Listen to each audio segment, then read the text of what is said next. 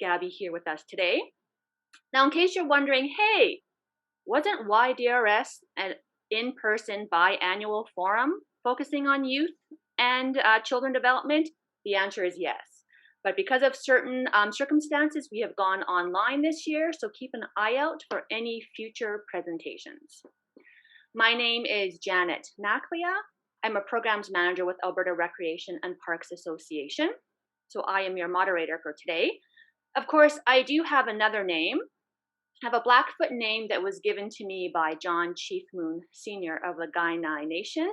That is Piitaaki, which means South Eagle Woman. So I would like to honor that name.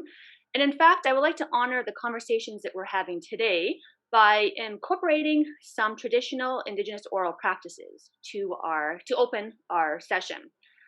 So the first thing I'm going to do is I'm going to do a smudge.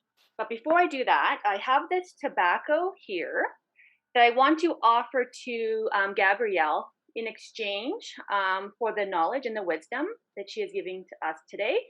So this is your tobacco pouch, Gabrielle. So I'll come and find you in a safe distance and pass that on to you sometime soon. Sounds good. Thank you, Janet. No problem. And so the other thing, well, two things. First thing I want to do is a smudge. So we know, for those who haven't smudged, we do smudge for a few reasons. One is so that we can start the session in a good way. So it's kind of that technical tool, but it's also so that we could create a safe and ethical space so that the conversations we have can be taken into our heart and that they could be shared and taken in a genuine way. So I do have my smudge. So if anyone has smudge that they want to share as well, feel free to join me. So I do want to do that because I know some of these discussions can be challenging. So it's very important that we are able to do them in a good way. So I have here my smudge. I have sage in my smudge. And I also have sweetgrass. And I'll tell you the significance of that sweetgrass in 1 second. So I'm just doing my smudge here. Again, feel free to smudge if you have smudge.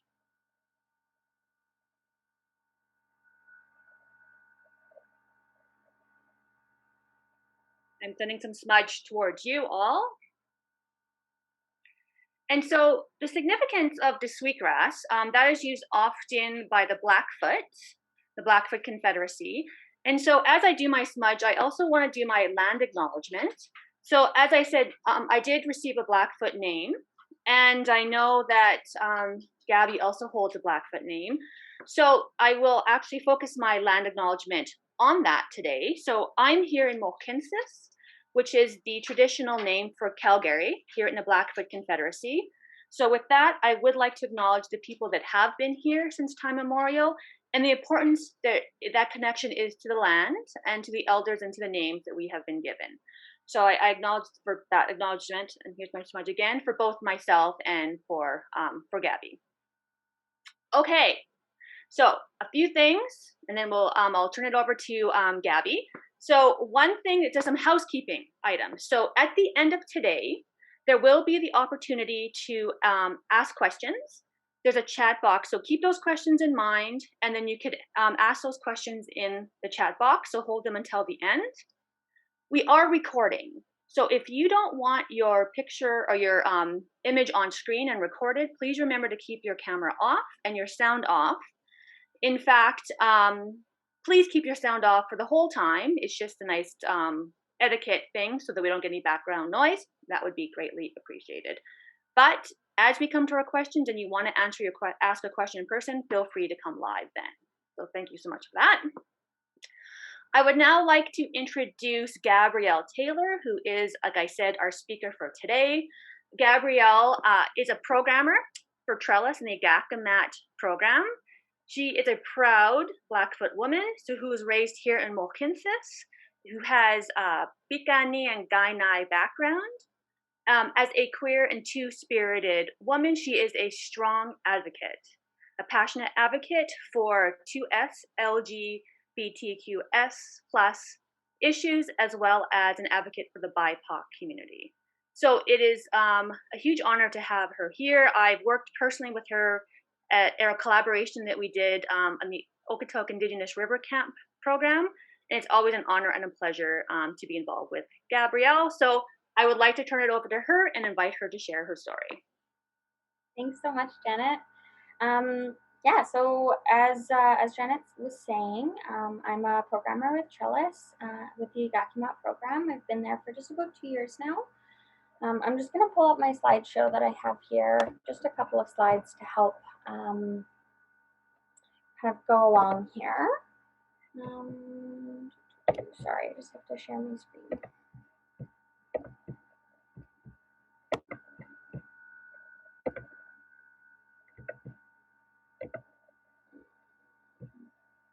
There we go.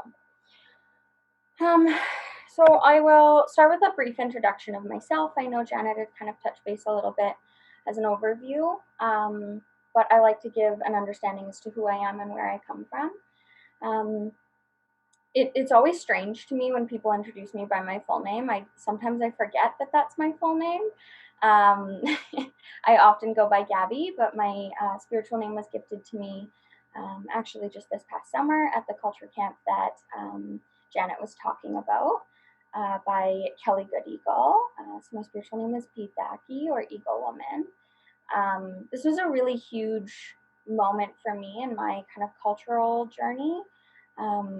I only really found out that I was Indigenous when I was about 14.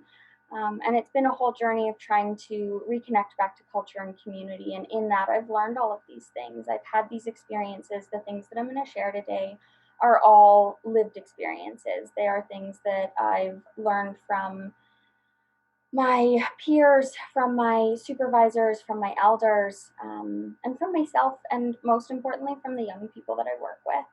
They are by far my biggest teacher in all of the things that I do. I am a dog mom. I have a beautiful shepherd collie who is neurotic but my best friend and keeps me busy and on my toes. I also have 2 cats that I've had since I was probably about 12. I'm a mom to 2 beautiful foster daughters who are 10 months old and 8 months old. They also keep me very busy. And then all of the kids that I work with, they're my family. They're my people that I carry with me in everything that I do. I'm so lucky to get to work with them and to have them teach me the way that they do. And I'm so grateful for that opportunity. So some of the things that I want to talk about today can be a little heavy. And as Janet had said, we want to make sure that this is a safe and ethical space. So with that, if there are things that I'm talking about that make you uncomfortable, I challenge you to sit in that discomfort, to really take a look at why you're feeling that way. What it is exactly that I'm talking about that is making you feel uncomfortable, that's making you feel a little uneasy, and start to unpack that.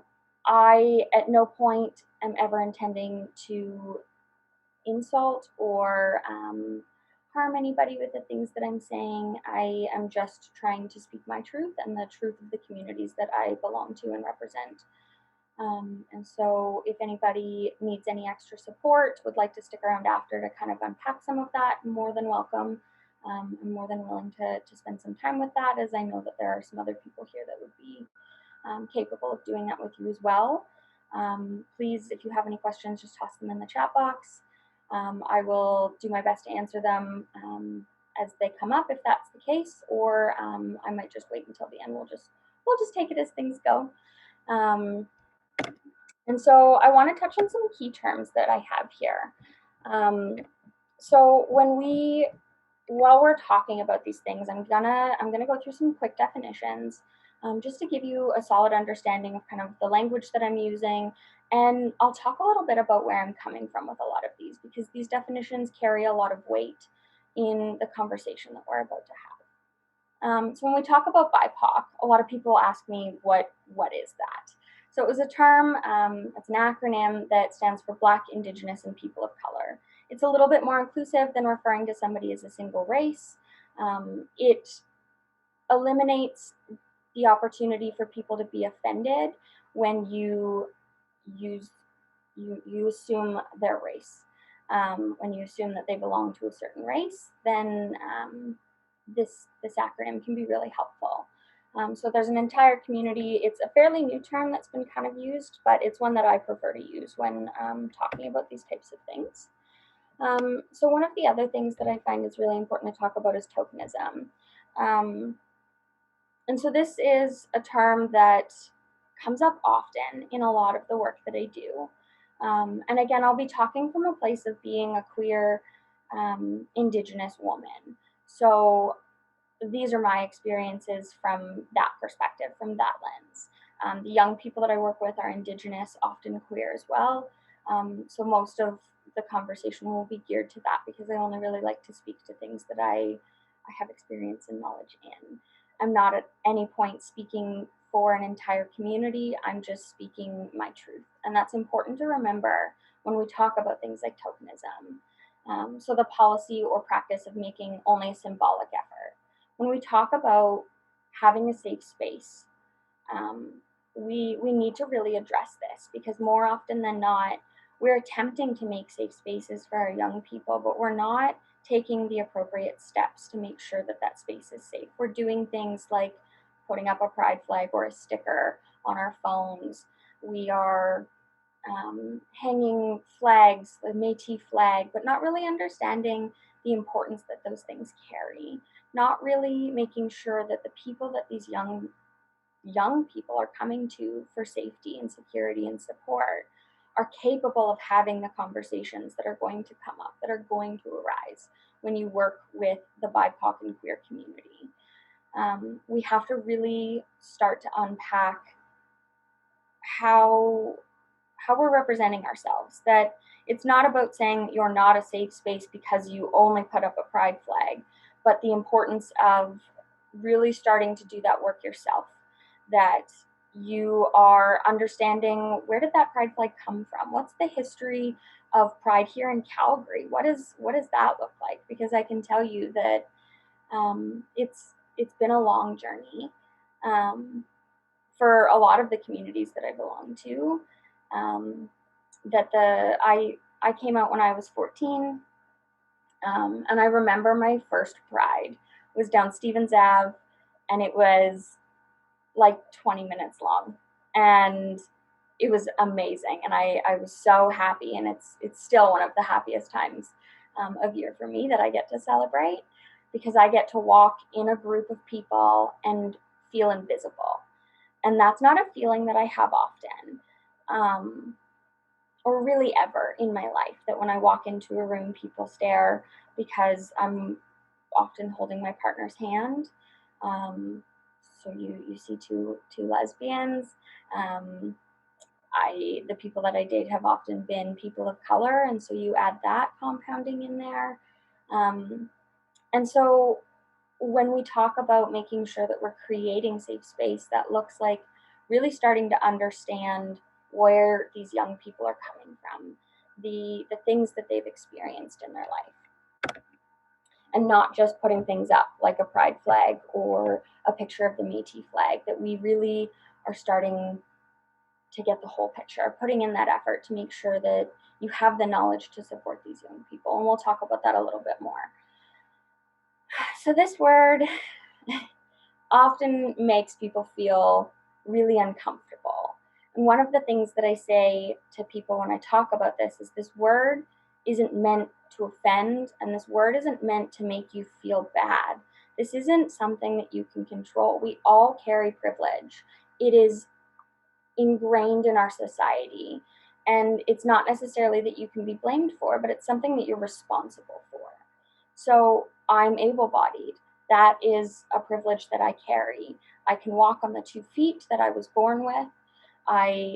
For the most part, I'm not in pain. I have some joint issues, and my body acts like it's 80, but I'm still grateful for the body that I have and that it does the things that I ask it to do, and that's not something that everybody has. I'm also white passing a majority of the time, and as an Indigenous person, that can be a privilege. That I can walk into a store and not be followed, that I can carry a big bag and wear a hood or a hat and sunglasses, and I'm not followed around a store. I'm not asked to leave my bag at the front door. That people generally interact with me on a relatively positive note, And that often will change when they find out that I'm Indigenous or they find out that I'm queer. Their opinions start to shift, which is unfortunate, but that's just kind of the reality that we live in here. But when we start to look at the actual definition of the word privilege, it's a special right, advantage, or immunity granted or available to only a particular group person. And that's really, really important to remember, that it's not necessarily an individual's fault, that this is a systemic problem that we carry, that we have in the world that we live in, that our system is built to oppress minorities, that it's built upon the backs of people who don't belong into the majority, which is something that we need to dismantle. So having conversations like this is a great start. Now, the other word that often I use is bias. So bias and privilege really go hand in hand when having these conversations.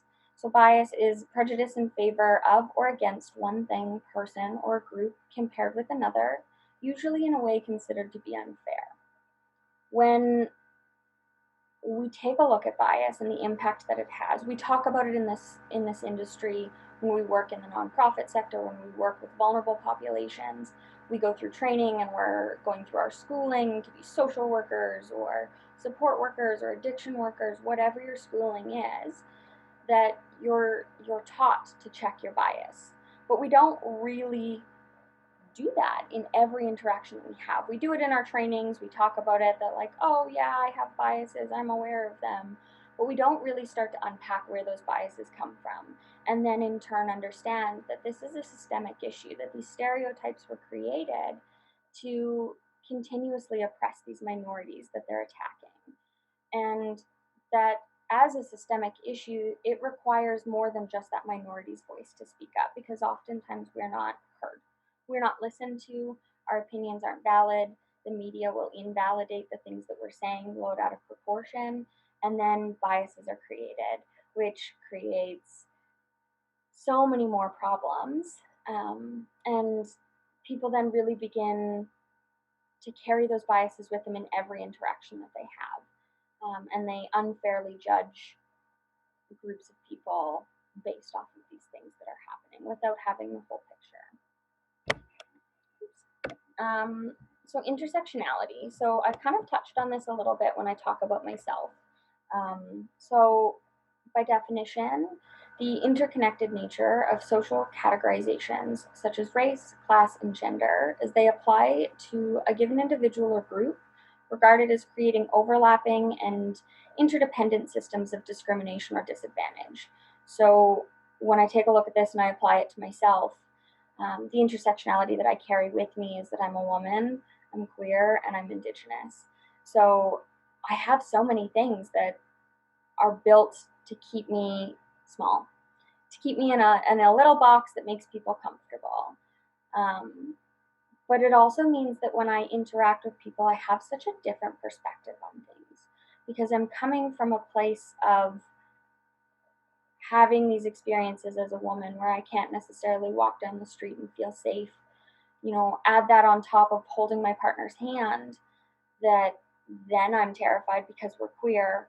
And if I'm at the time dating somebody who's a person of color, then I have all of these things that are against me that have created this fear.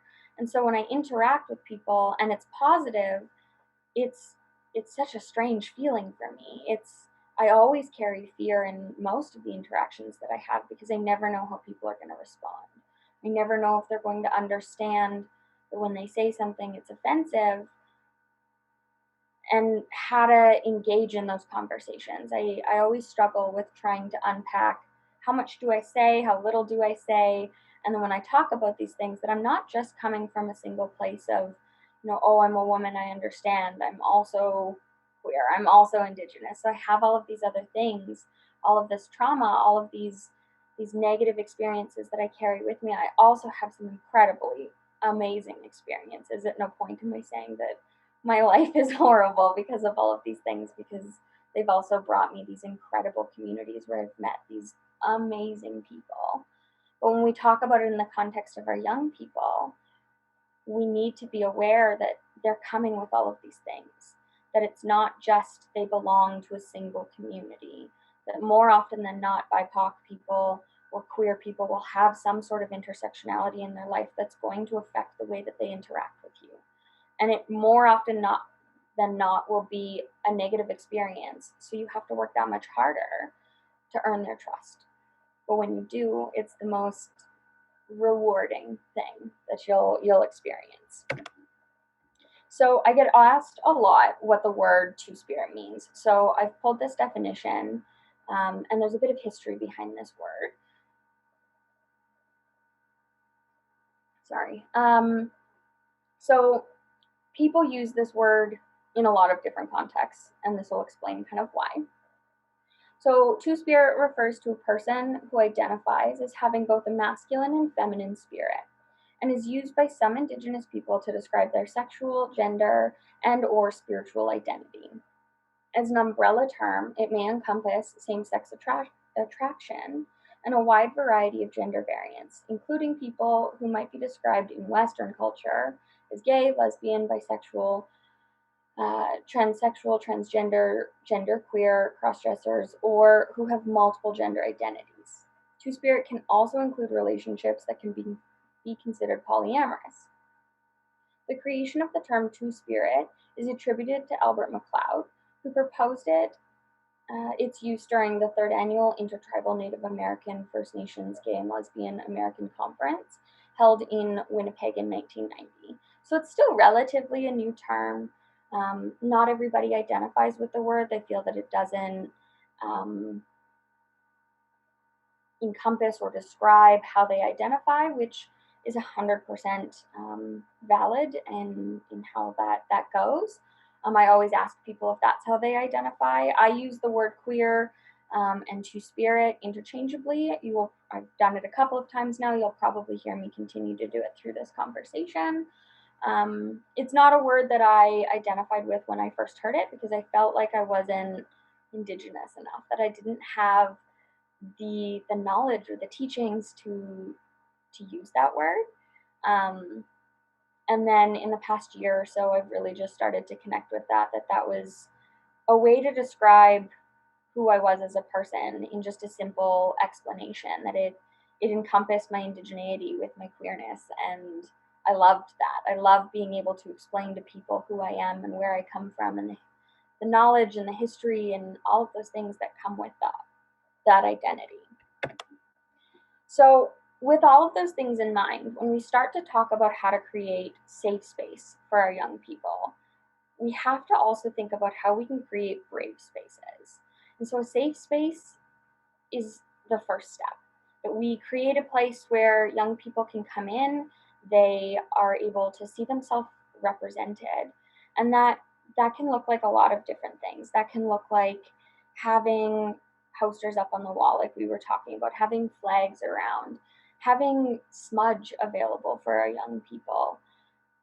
But we also, with that, have to make sure that we carry the knowledge in order to do those things. That if we're going to have a pride flag up, that the staff that are present, not just one staff, because that's tokenism, that we have our entire staff, all of the people that are interacting with these young people, the receptionists, our CEOs, our janitors, anybody that comes into our space is capable of having these conversations, that they are competent in their understanding of, for example, when we talk about the pride flag, that they are not going to dead name a kid, that they aren't going to use the wrong pronouns when referring to a child, that they understand some of the history of what it means to be queer, that they understand some of the challenges that young people face. And if they don't, that we're actively making an effort as an agency, as parts of the community, as people who work with vulnerable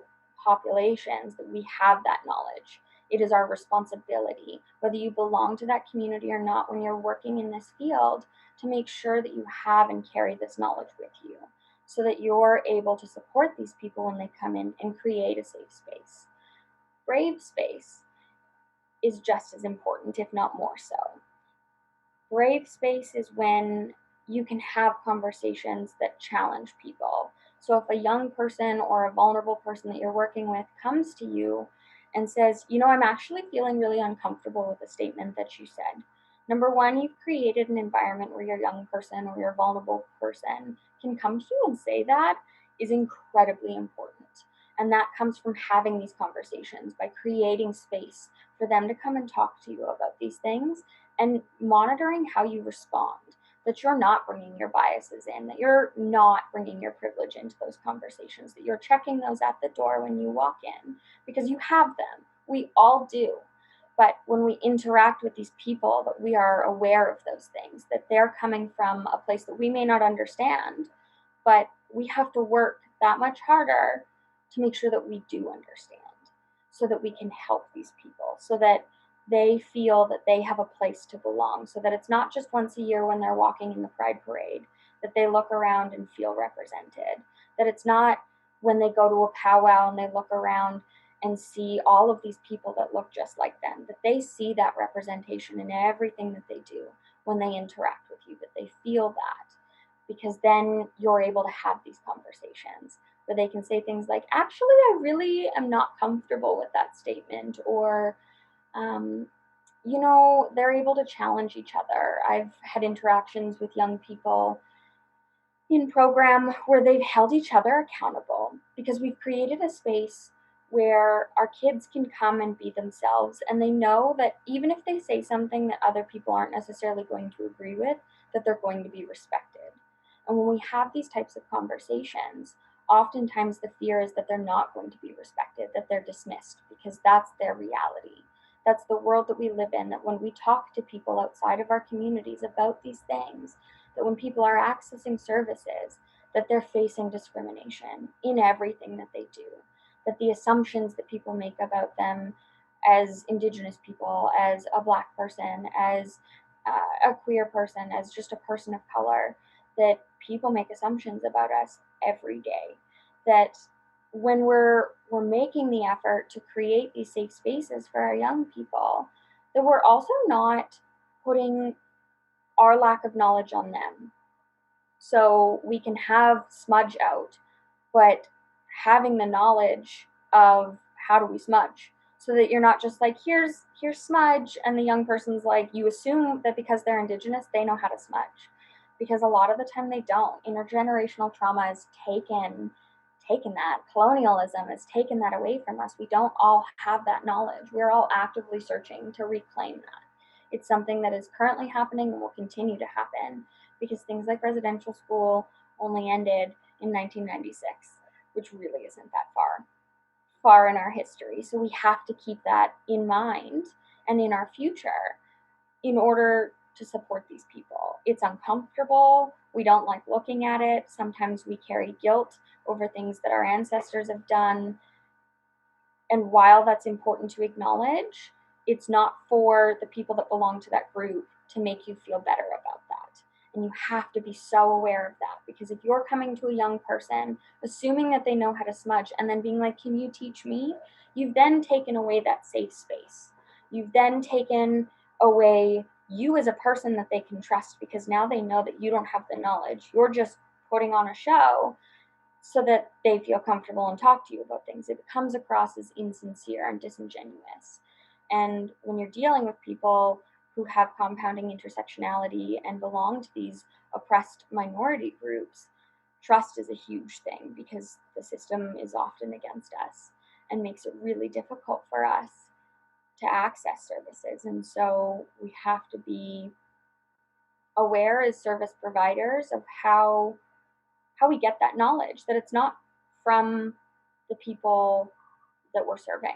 Sometimes they can teach us things, and that's fantastic, but it's not their responsibility to teach us everything. We should have a basic knowledge. If you're working in the Indigenous community, that you've put in effort to learn the protocols, to talk to elders, to get some of that knowledge, find trainings online, come to conversations like this, expand your knowledge base so that you have a baseline of information to go off of, so that you can build on that. And that I'm speaking from experience, that when we interact with people on a professional setting, that oftentimes being the only Indigenous person in the office, we're defaulted um, to being the person that then needs to interact with that kid. And it's happened at every job that I've ever worked in, that people assume that because I'm Indigenous, I all of a sudden have this connection with the other Indigenous person because we belong to the same group.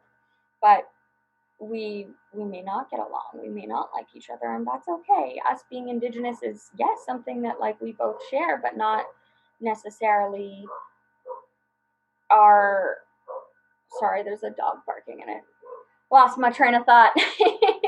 That it's not necessarily this thing that instantly bonds us and creates this level of understanding where all of a sudden we can work together and be best friends. That's not how that works. That you're not expecting your coworkers to teach you everything, because again, that assumption that we go into with our young people, we have to carry with the other Indigenous people that we come into contact with the other queer people, the Black people that we come into contact with, that they're not responsible for teaching you. It is not our job to make sure that you understand how our communities work. You need to put in that effort. Now, that being said, more often than not, the people that you interact with who belong to these groups will support you, because there is such a lack of understanding that as Indigenous people, as a queer person, if somebody asks me a question and they're coming from a genuine place of wanting to learn and understand, I will always take the time to support them in their learning and understanding, no matter how much emotional toll that takes on me, because it does. Let's also have that conversation, that talking to you about my culture and your ignorance and naivety around my culture or my queerness is exhausting for me to have to explain and unpack with you. That doesn't mean that I don't want to take that time. That doesn't mean that it's not important for you to know or that you should be afraid to ask. You just need to be aware that that carries an emotional burden on the person that you're talking to, that you're asking those things from, because we get asked these things a lot. That being a queer person, anytime I tell somebody that I'm gay, oh, I have a gay cousin, my best friend's gay, do you know this person? Like, we know everybody who belongs to the community. More often than not, I do, because it's a very small community here in Calgary. But that's not my point. But that those things carry weight when we're talking to our young people, and that you are, as somebody who may not belong to those communities, you are just as responsible as people who do belong to those communities for learning. You know, when you live here in Calgary, you learn that Mohkinstsis is home to the Blackfoot people. You learn about the history, that there's protocol that is different to other territories. And that's super important. Understanding where you are geographically and the people that belong there, the history that's there, because I guarantee you it's not taught in schools. I don't know how many times I've talked to people and they have no idea what residential schools are. They have no idea what the 60s school is, or was, or continues to be. They don't understand that the foster system is so broken. As an Indigenous person fostering young Indigenous people, I look at the system and it's heartbreaking. It's frustrating, it's exhausting, but these systems are our lives. It's our reality that you're going to come into contact with somebody who has had some of these things happen to them, whether it be their grandparents or their great grandparents, whether it be their own kids that were taken from them, or their sister's children that were taken from them and are in care, or they were in care themselves. That those things, of course, impact the way that they come to us and ask for help. And so we have to check things like bias all the time. All the time, in everything that you do, in every interaction, you have to ask yourself, where am I coming from? What pieces of my trauma, of my history, are coming forward right now? And how can I mitigate that so that I can be here to support this person in a way that's going to be the most successful for them?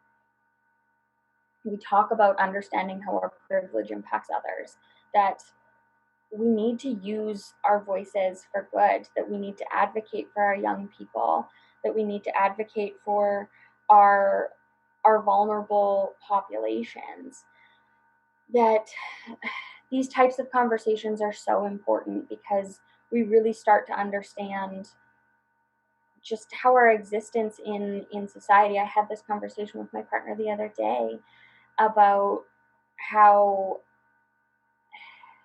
it's not her fault that she has privilege. It's not her fault that she hasn't experienced these things or come from this place of understanding.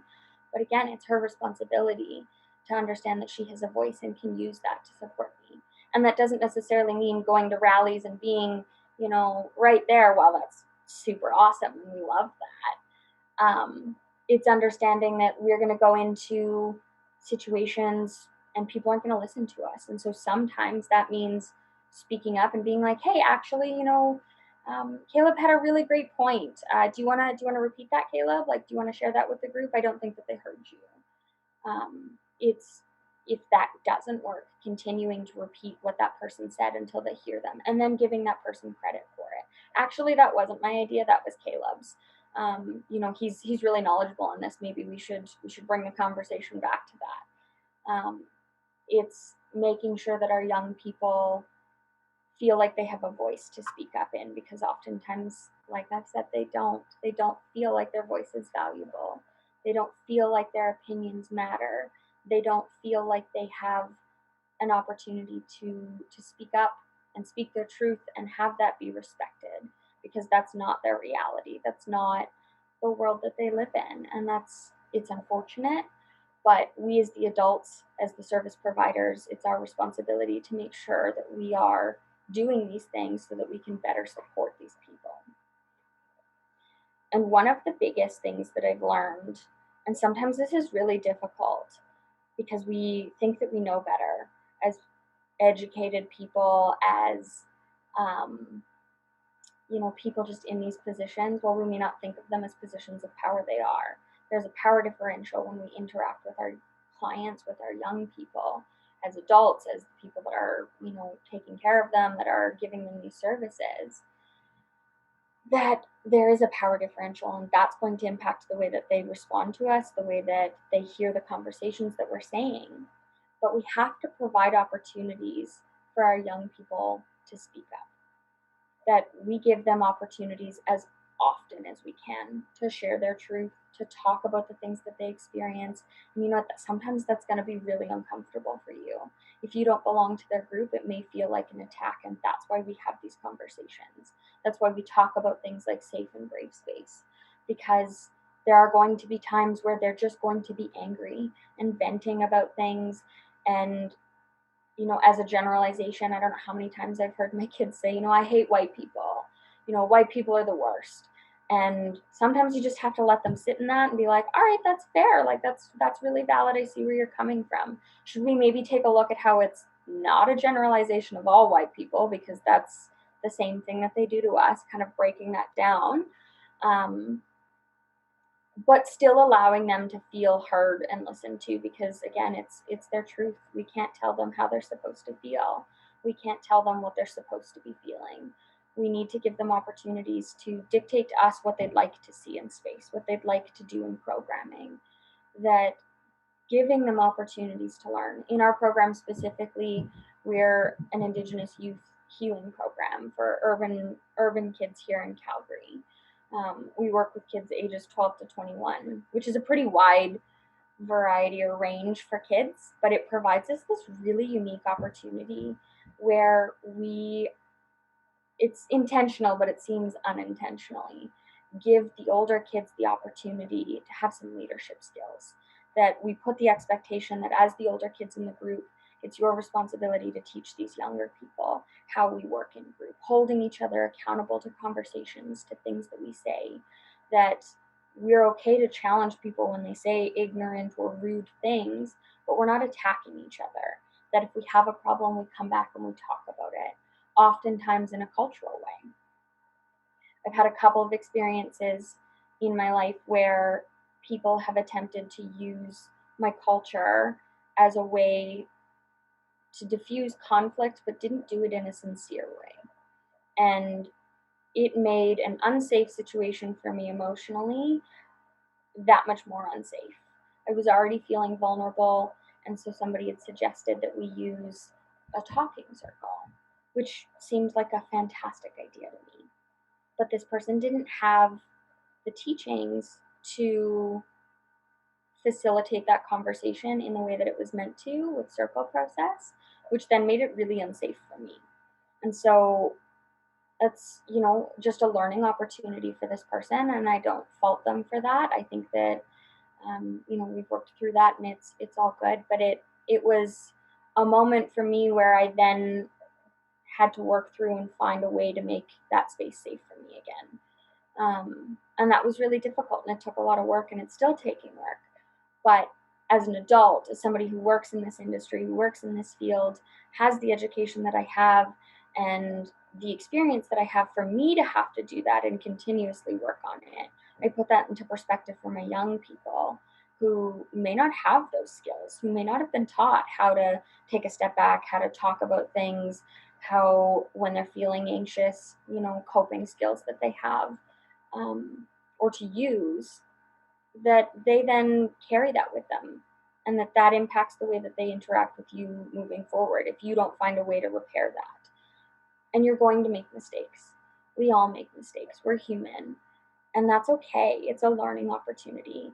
There are times where I've used wrong pronouns with kids and was completely mortified and horrified that I had done that. But it's so important that when you do things like that, that you acknowledge it, you fix it, and then you move on. Because the minute that you go, oh my God, I'm so sorry, I can't believe I just did that, and you continue to bring it up, you then are putting that emotional labor on them to make you feel better about how you messed up. And so we have to hold ourselves responsible. It's really difficult, and it's hard to remember how to do sometimes, especially in the moment when you're really panicked, feeling like you've offended somebody. But understanding that, cool, I messed up in protocol when talking to elders. I do it all the time. I still get really nervous when talking to my elders. I just have so much respect for them. And sometimes I feel like I'm not Indigenous enough, and that feeling prohibits me from feeling confident. And then I make mistakes.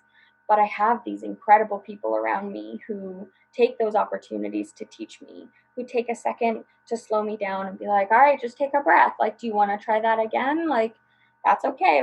This is how we do this, or for next time, let's do this.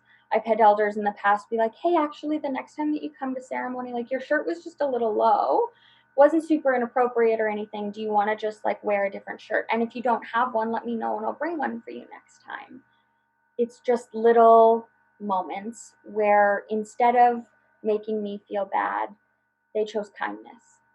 And that we do that in our interactions because we live in a society as BIPOC, as queer people, just as humans who belong on this earth. We live in a society that is so unhealthy and unhappy, and sometimes a really dangerous place. And it can be really hard to see the good when we're surrounded by so much bad. But we have these incredible opportunities to interact with these people that have so many things to teach us. And we have the opportunity to help them, to make a difference in their lives. That when we're working with young people, you can be that one person that made them feel loved, that made them feel safe, and that was the turning point in their life. That's why we do what we do. It's why we work as hard as we do to make sure that we're doing these things. It's why you're all here. You thought that this was an important conversation to have, and you wanted to learn how to better support young people or your vulnerable populations. And we need to continue to do those things, continue to support each other, continue to hold each other accountable, to have these difficult conversations. And when somebody's getting offended, instead of you also getting defensive, taking a minute, saying, hey, let's actually just take a breath, because I feel like you're really defensive right now, and I really want to know where you're coming from. Do you feel like I'm attacking you right now? Where is that feeling coming from? How can we work through that? What does that look like for you? Because this conversation still needs to be had, but right now I'm seeing that you're not hearing me. And I'd really like this conversation to be meaningful. And sometimes that means just leaving it for a day or two and then coming back. Now, that's not always the case because we don't always have that opportunity, but it's, there's fluff, sorry. It's just floated into my vision there. That we make space for these conversations, that we as staff are challenging our agencies. We are challenging our friend groups when they say things, that We're changing even the social media that we're paying attention to.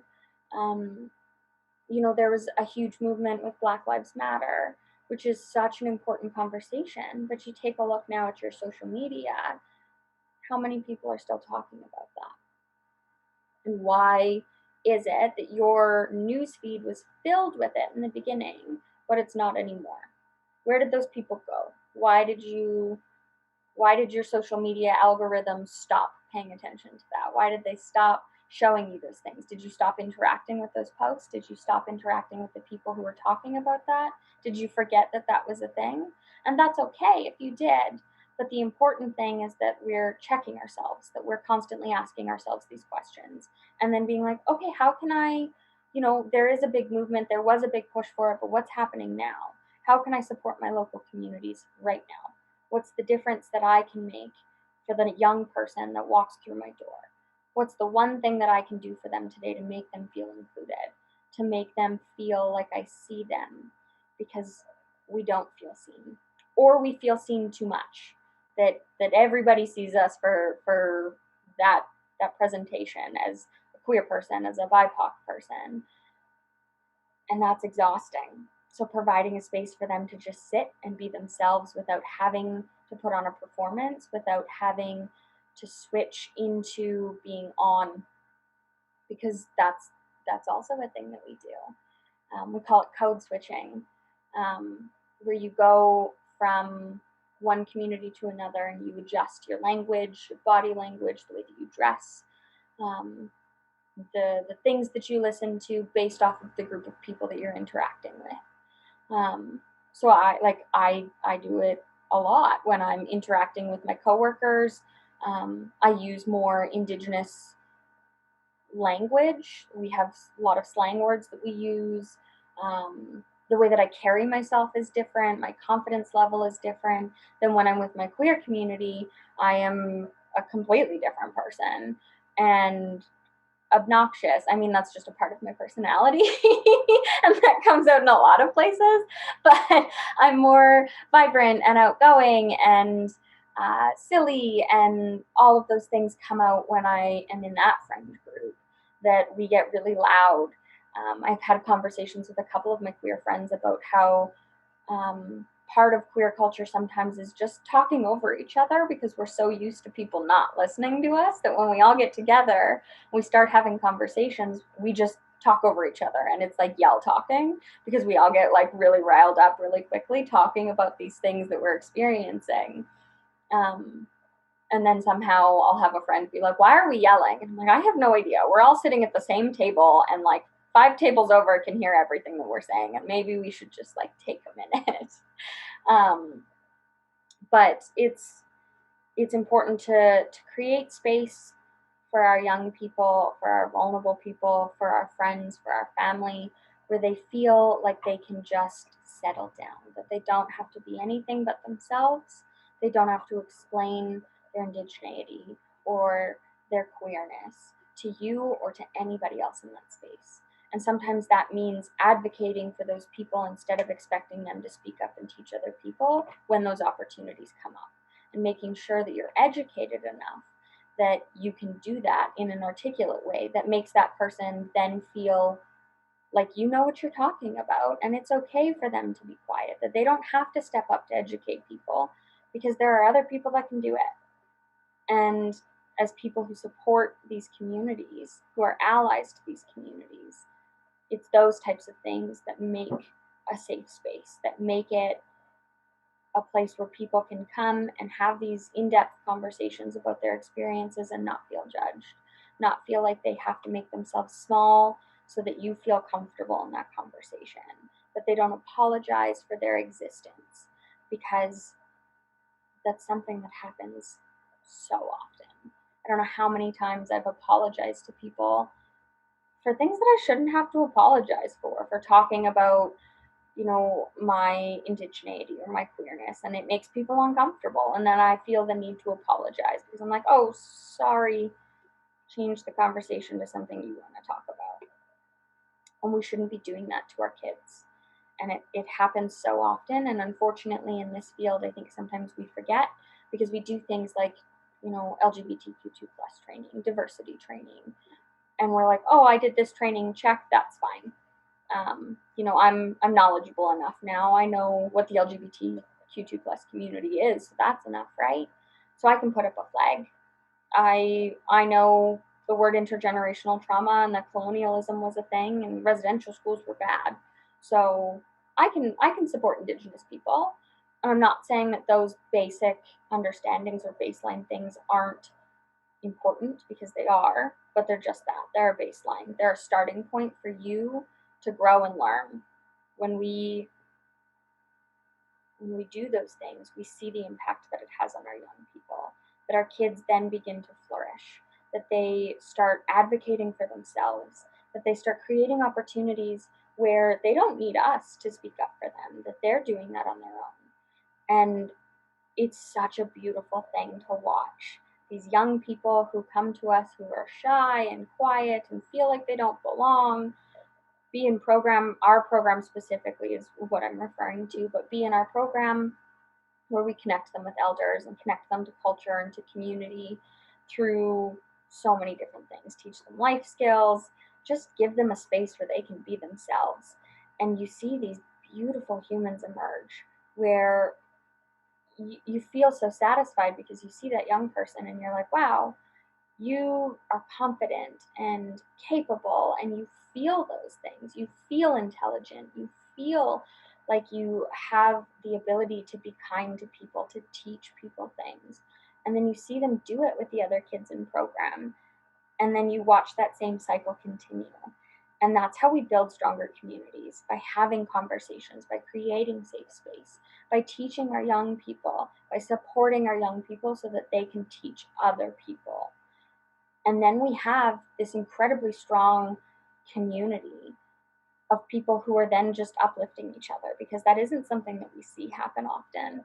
We are so often consumed by stepping on other people to get to where we need to go that sometimes we have to just take a minute and put out a hand, help that person up, and then continue. And then that person will do the same thing. And that those chain reactions create a healthier and happier community that in turn hopefully will eventually not need this kind of support, won't need us to be having these types of conversations where we say you have to check your privilege, that you have to make sure that you have a basic understanding of what it means to be queer and what it means to belong to that community. Understanding that hopefully we don't have kids being kicked out of their house for living their truth and being trans. It hurts my heart to know that that's still happening to our young people, that we have group homes that are actively oppressing our young people, that we have to have conversations and advocate for them. These people are meant to be raising our children, and they're oppressing them, that they're hurting them, that they're making it an unsafe place for them to exist. And how do we undo that? How do we have these types of conversations with the people around us in professional settings, in our home lives, in our friendships? What does that look like? How do we unpack those things? Where do we learn these things? It's conversations like this. It's asking your friends what their experiences are and just listening. That you aren't there to pity them for those experiences. You just take that as a learning opportunity. That you talk to your sisters, your mothers, your aunties about their experiences as being a woman. You talk to your queer friends about what it was like coming out for them, how their family is with it now. Not everybody has a supportive family, so they still live with that. They could be in their 30s and came out when they were 14 and their family still isn't supportive. What's that like for them? That's when you really start to build these genuine relationships, when you start to acknowledge a person as a whole being, as their entire identity. That I'm not saying single out single pieces of them, because that's not at all what I mean. But that we're taking into consideration that, like, yeah, I play soccer with you, but like we spend time together a couple times a week, hang out, go for drinks. Like, what's going on in your life? How was your day? Like, what was happening at the office? Like, how's that for you, walking through the world being the only Black person in your office? What does that feel like? Like, how do you deal with that? What are some coping skills that you have? How can I support you in feeling like you're seen? those those things have a huge impact on the people in your life. That when we feel like the people around us genuinely take an interest in all of us instead of just the parts that they know or see or feel that they know us as, we then start to develop deeper and more meaningful relationships with the people around us. And then we're able to be stronger, more resilient people. I don't always love the word resilience. I've had a couple conversations around it that I feel like it's an overtly negative word because it means that we had to overcome some sort of hardship in order to be resilient. But sometimes that's just the reality that we have to be resilient. And it can be looked at as a strength that, you were able to overcome that thing and be a better person, be happier, be more supportive, be more inclusive, whatever it is. Um, but that it's it shouldn't be a word that we have to use in today's society. So I am mindful of time here, so we have about a half hour left. If anybody has any questions or wants to add to the discussion, I'd love for that to be a thing for anybody that'd like to share.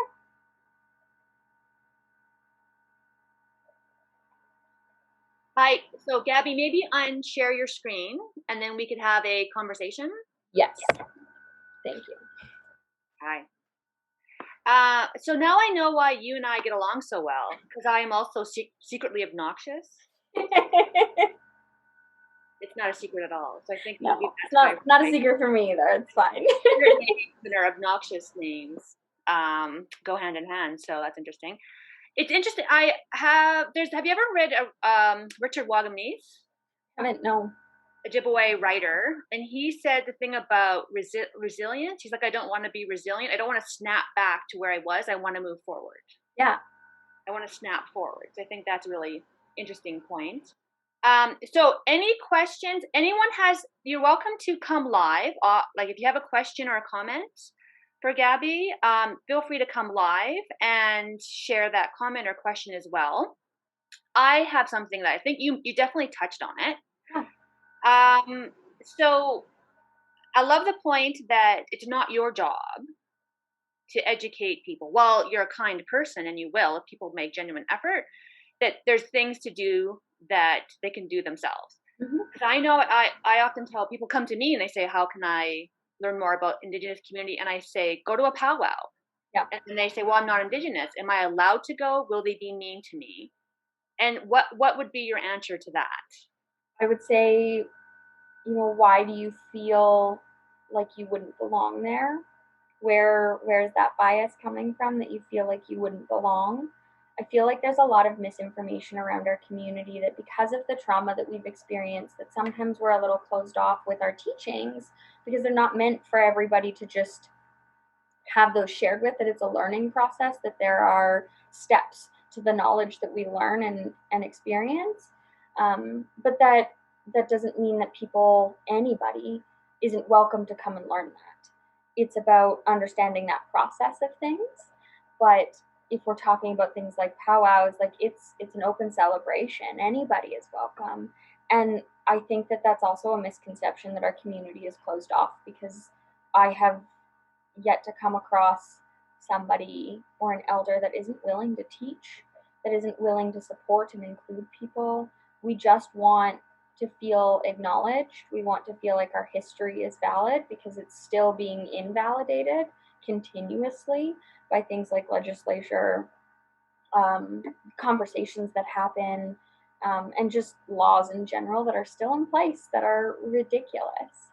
But that we're really nice people. We're not scary. We're not these like magical, mystical beings that, dance around a drum and then magic happens. Like those those kinds of stereotypes are what keep people away.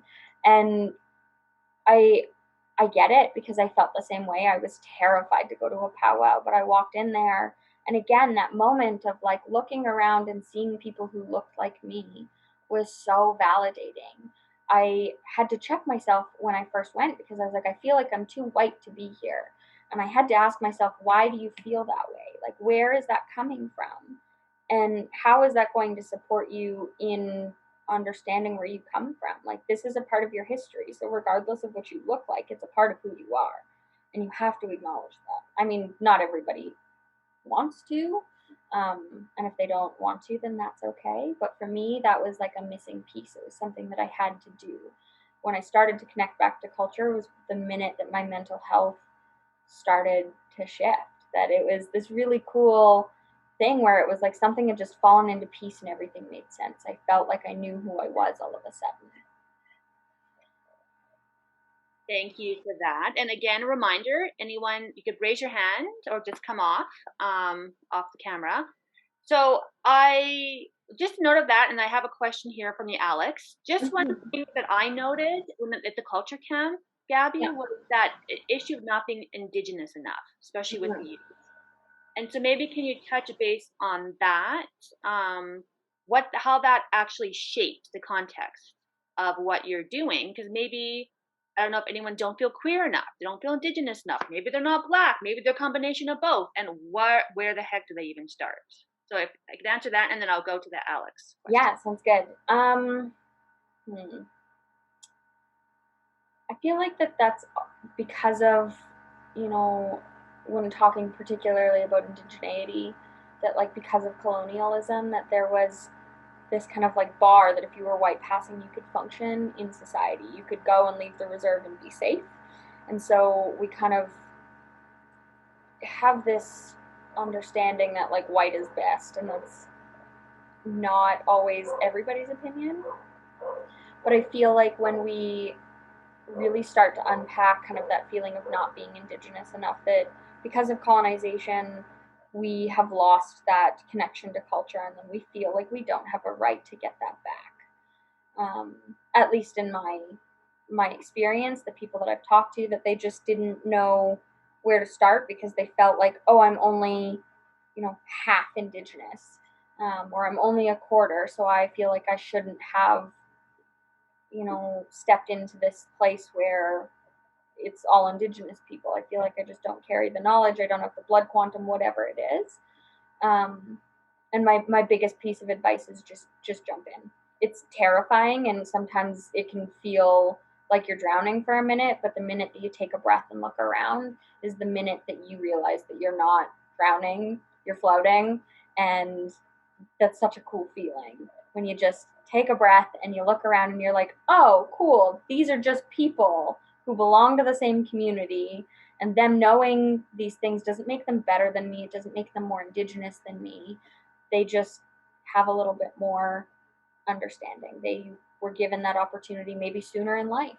They grew up differently, but that doesn't take away from the fact that you belong to that community.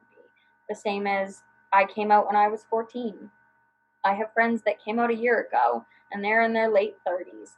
That doesn't make them any less queer. It doesn't make them belong to that community any less. And it's the same when it comes to connection to culture, or race.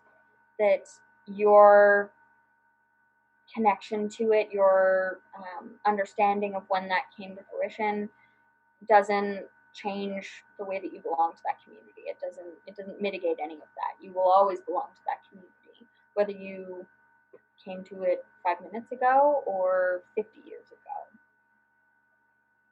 Thank you. Thank you Yeah. so much for that. I will read out the question for those who might be on the phone. So this is from the Alex Youth Health Center. Thank you for sharing.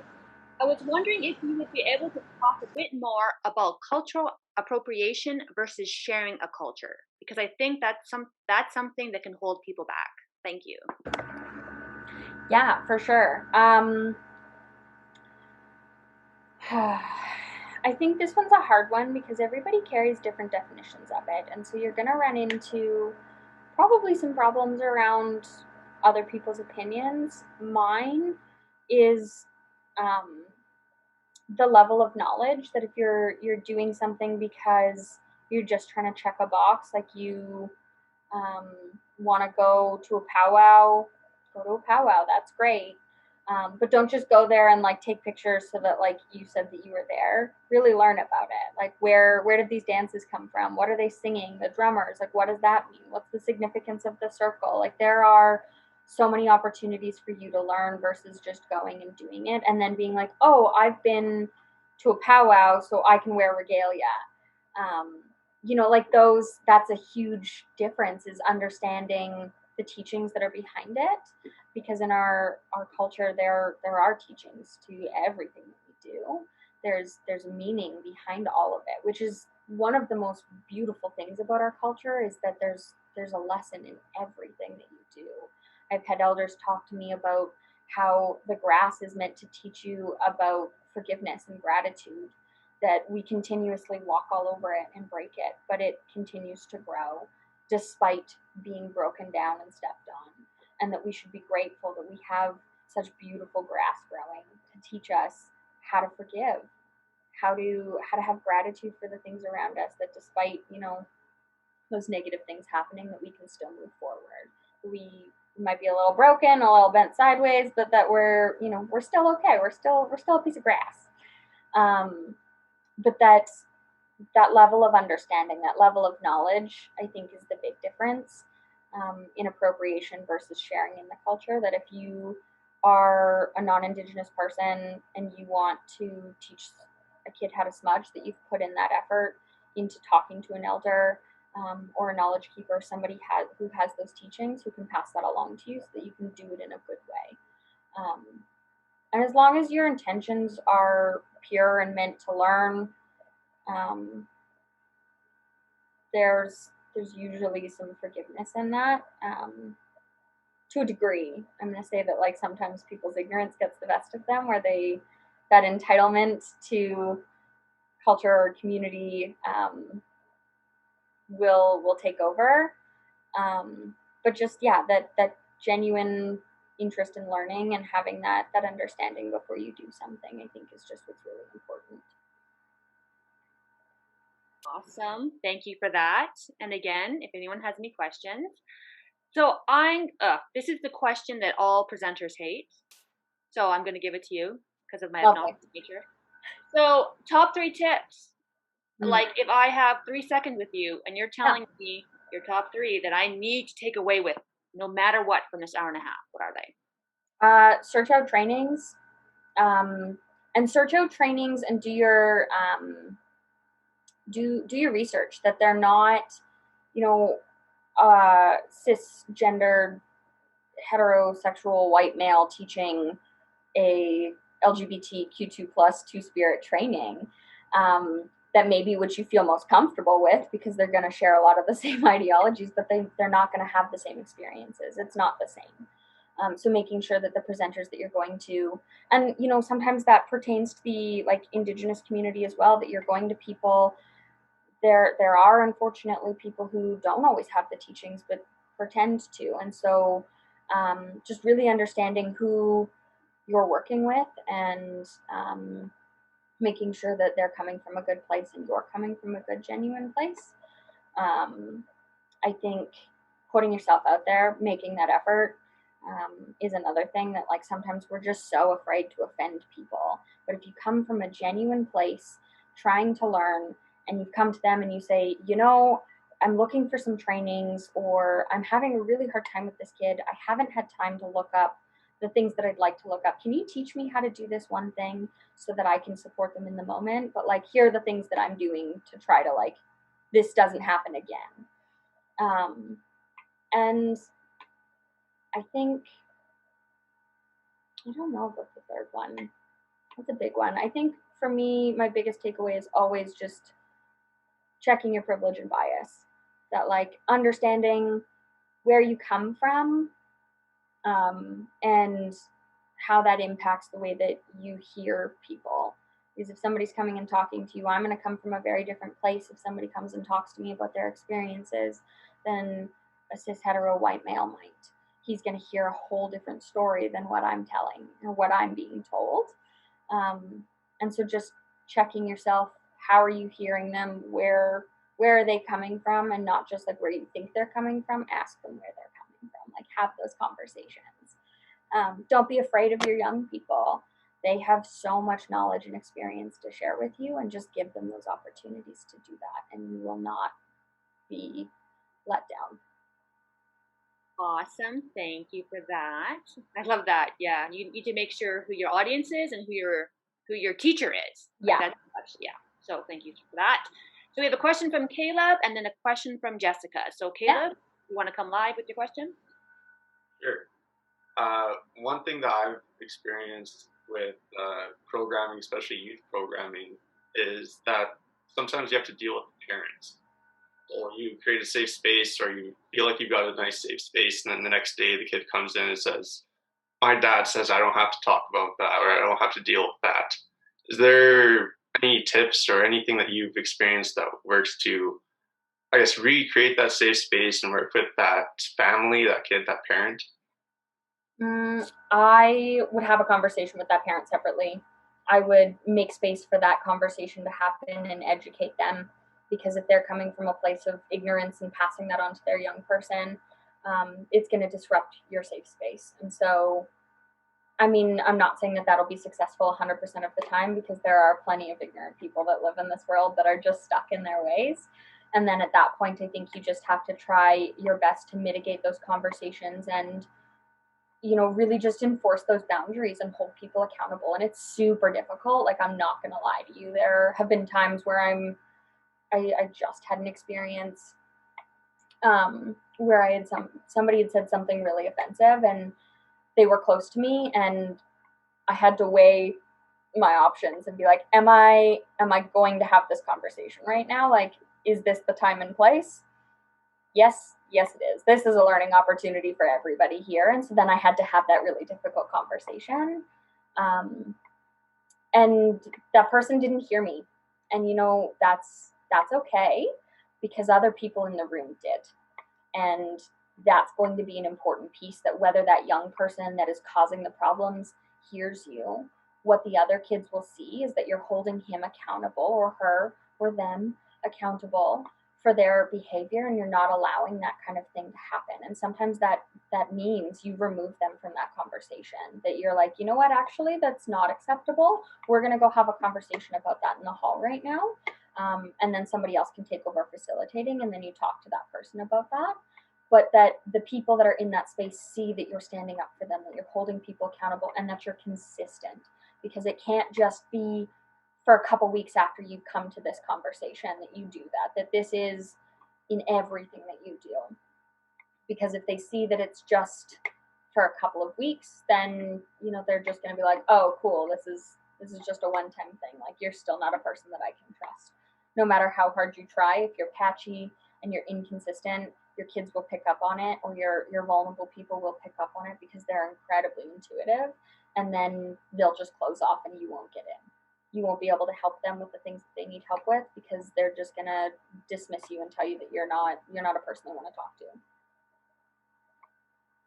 Thank you for that. And I think too, like a really strong point about Trellis is that approach to Kayla's point, where you look at the family often, right? Like, it's that the fact that environment is just not an individual. There's a whole family, there's a society, there's the world, there's Mother Earth. So it is system based, as you said. Yeah, I mean, it's everything that we talk about always comes back to the fact that this is a systemic issue, that these things are going to trickle down from the top all the way down to the bottom. And I absolutely love the agency that I work for. Trellis is incredible and does an immense amount of work on trying to hold themselves accountable to reconciliation, to the queer community, to the young people, to the families, to the staff. They're just so fantastic at looking at the whole being and making sure that their staff do the same thing when interacting with young people. So we have trainings like this available to them, that we have diversity training, that our Indigenous awareness training is being taught by incredible powerhouse women, which is not something that's always happening. So just giving opportunities to people in ways that a lot of other places aren't, and having conversations that a lot of other agencies here in the city aren't having. So I just have to just shout out my agency, that I'm so blessed to work with such incredible people and do the work that we do, and do it in such a good way. Well, that's a perfect transition to our next question from Jessica. Okay. So I'll read it out for those who are on the phone. Thank you for sharing your wisdom. What advice can you give folks about program development when working with the BIPOC and queer individuals? What should folks consider, and how can they best provide services that truly honor what folks need to thrive? I think really understanding where the community's coming from and who you're serving. So if you're serving queer youth, really taking a look at like what are you trying to do? What is your end goal? And then being creative in how you do that. Bringing in queer speakers, bringing in queer staff, hiring queer BIPOC staff. That representation matters to people. And it matters so much to our young people. We've seen it time and time again, the impact that it has when they see themselves represented.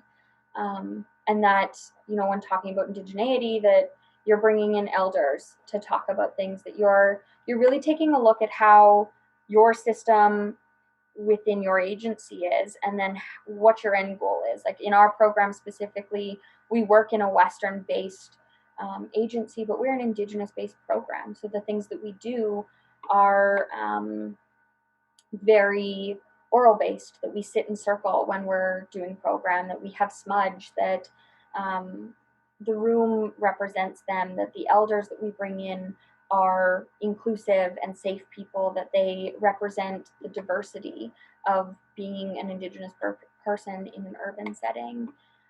Just really being intentional and mindful in the things that you do, and that every little thing that you do will impact these young people. Whether you think that it will or not, subconsciously or consciously, it will make an impact.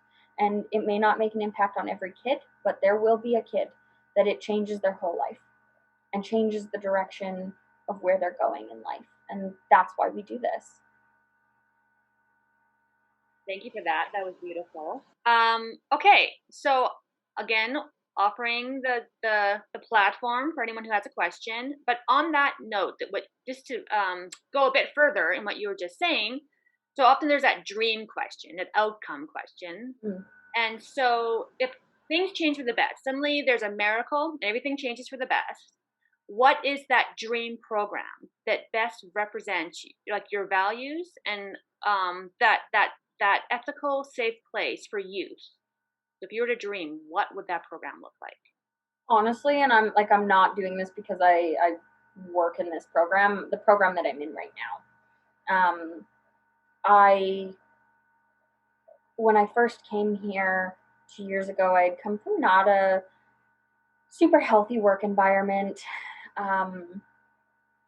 but I take a look at the way that we do our programming, that we have had multiple people come in and assess how we are delivering program, that we follow Dr. Martin Brokenleg's Circle of Courage, that the days of the week correspond with different topics, and that things that we do fall under those topics. So like Mondays are Seven Sacred Teachings, Tuesdays are education or life skills. Wednesdays are wellness. Thursdays are medicine wheel teachings. And so many different things can fall under that. And we're so lucky to be able to deliver the way that we do. Currently, things have shifted a little bit because we're online, but we're still able to meet the needs of our young people, and we're seeing the impact that it's having within our numbers. But we're doing things like cooking classes, and bringing in people to talk about budgeting, and then we have elders that come in and do things like culture camp, where we have our young people who come to us and say, I don't want to introduce myself to these elders because my name doesn't represent who I am anymore. I'm not a female, but my name says that I am. What do I do about that? And then we can talk to our elders and be like, hey, we have this young person who really needs some help. And without hesitation, they supported this young person in changing his name. And just that validation in that one moment, I remember he came up to me after and was like, thank you for helping me be the person that I've always known I was. He was so excited that he was telling us how he was going to name his children and his grandchildren, gift them the name that he was just gifted, because it was so meaningful for him that he then thought of a future and thought about his life down the road, which isn't something that we've heard from this young person much. He's often quite suicidal and struggles with mental health.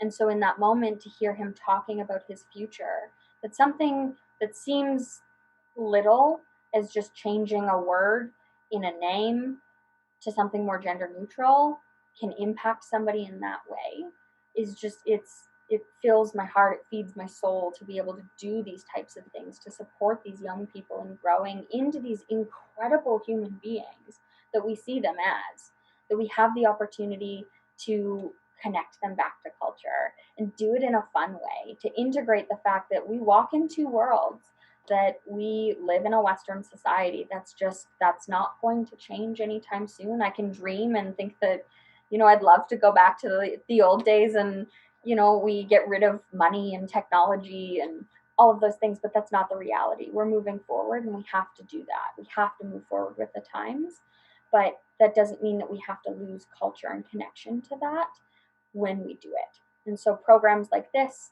and we've got some amazing programs here in the city that work with youth as well, and opportunities like Culture Camp, where these kids get to come and access elders for 5 days and sleep over and do ceremonies that they normally wouldn't get to do, and just have that opportunity to connect with their peers in a way that you don't when you're in the city. Like, it's, everybody knows that feeling when you go camping or you go for a hike or you're just out in the mountains and you just feel so grounded. That feeling for them, that connectedness that they feel to the land, to each other, to the elders, to culture, is something that they don't get all the time. And so being able to provide that for our young people is just the most rewarding thing that I've ever done in my life. And I'm so blessed to be able to do that. Well, thank you for that. And I know, yeah, Culture Camp is definitely one of those moments where you do see youth connect to elders and to each other, but the elders also learning from that Mm-hmm. youth piece and seeing the future. And I think that future look is good for each generation to have. Yeah, for sure. Okay, so I have a comment from Savannah. Thank you for taking the time to share all this knowledge and information. I learned a lot. I know that creating space like this can be draining, and I acknowledge this may have been that for you. I have a lot of takeaways from this important conversation. Thank you again. And I have to say, like, as you said, we're all online now, and we go to a lot of trainings. This has to be like one of my top trainings during COVID. Thank you. Of course, I'm honored to know you, and so I should unpack my bias that I like you, and that obviously biased. But I'm saying that without my bias. But this has actually been amazing. So good work. I do echo Savannah's comment. Thank you for the opportunity, Janet. I know, like, one of the things that I talked to, like, my manager and a lot of the people in my life about when doing this was just the shock for me that I felt like maybe I didn't have enough knowledge to do it. And so I was really surprised when I was asked. I was grateful and loved the opportunity to be able to share kind of my passion with other people. But there was a moment where I felt like maybe I didn't know enough, that I didn't have, what I needed to talk about these things. And then I was kind of reminded by the people in my life that this is something that I literally eat, sleep, and breathe, and we'll talk about for hours on end if given the opportunity. And that that's all that I needed to do, that it wasn't about having, this Western education on this topic, that it was about my life experiences and just sharing the knowledge that I've gained over the years with people so that they can move forward and do the same thing. Oh, for sure. Well, even in our planning meetings, I'm like, what you just shared during this planning meeting is like the actual webinar, and that was amazing. So good job. Thank you. We have one final question before we go. So from Caleb, if we have a program that is largely white, maybe does not look inclusive, how can we promote and invite those who are queer and BIPOC to those programs without making it feel like we're just trying to diversify for the times? That tokenism, right? So if you have a program that you're like, hey, honestly, this could benefit you, but we're largely a non-Indigenous or white organization, how do you portray that genuine intent? Yeah, that's a hard one. Let's think about that for a minute. I think it would be a lot of little things, that it's about the language that you use when you're advertising things, even just being aware of like the images that you use, the agencies, the places that you're posting these things. Are they in predominantly white agencies? Are they predominantly in one end of the city versus the other?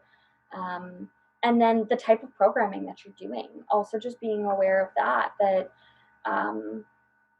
if you're doing recreation based things, then not everybody has had access to recreation, and so what that looks like, making your prices inclusive if you have any at all, and the people that you're hiring, just working on being inclusive and having some representation in the people that you're bringing in to work with these young people. That kind of representation isn't something that you broadcast or make well known, but it's seen and then therefore felt. Awesome. Well, you know what? We have 2 final minutes. So your final thoughts for today, and then we'll end on time for 11:30. So final thoughts, and then we'll do some thank yous. Yeah, I mean, I definitely just want to take the time to say thank you to everybody that came today. Taking the time to put in the effort to learn these things, to have these conversations, and to continue this kind of work. Keep doing what you're doing.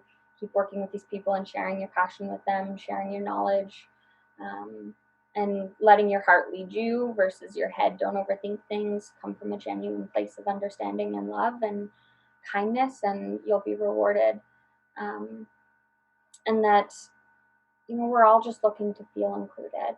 That's all anybody ever wants in life, and just keeping that in mind when we're doing things, that when we're developing our programming, how can we be inclusive? How can we make the most people feel safe?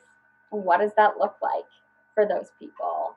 I think is just, my biggest takeaway, that you're all here, you're making the effort, keep doing that, keep having these conversations, keep pushing yourself, do it in a way that's going to keep you safe. I know that sometimes I get into conversations with people who aren't safe for my well-being, for my heart, for my soul, because they are just so stuck in where they're at, and I have to learn how to walk away. And so giving yourself that opportunity as well, that if you belong to these communities as a queer person, as a BIPOC person, that you're patient with yourself, that you don't have to advocate 100% of the time, because you're going to burn out. It gets exhausting to always be telling everybody all of these things and having these heated conversations all the time. It's so draining. So take care of yourself. This work is hard. Whether you belong to these communities or not, this work is hard.